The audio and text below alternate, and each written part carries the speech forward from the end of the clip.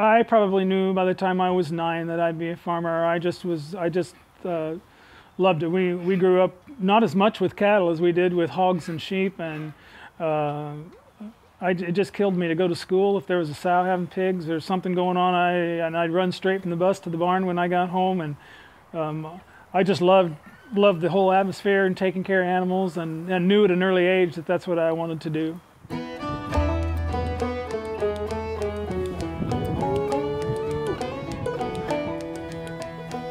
Well, I moved in here in July 1983.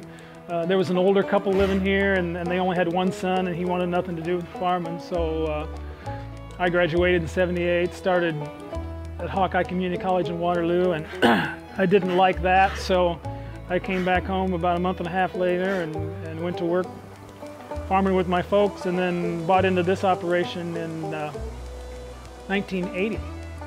And eventually ended up buying this farm here and increasing the cow herd from 30 all the way up to 130 at present.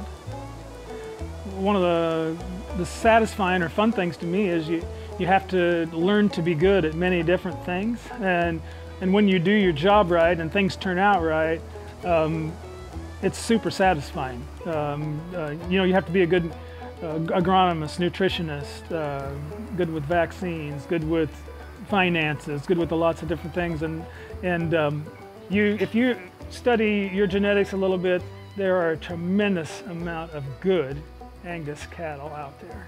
In 2012, which we had a very stress-free calving season, so the calves started growing and they never stopped, and that's why I attribute this to a little bit. But when we delivered our steers on November 22nd, there was not quite 70 of them, but they averaged 803 pounds a head, and the heifers averaged 680 or something like that. So we're just doing a little better with that every year.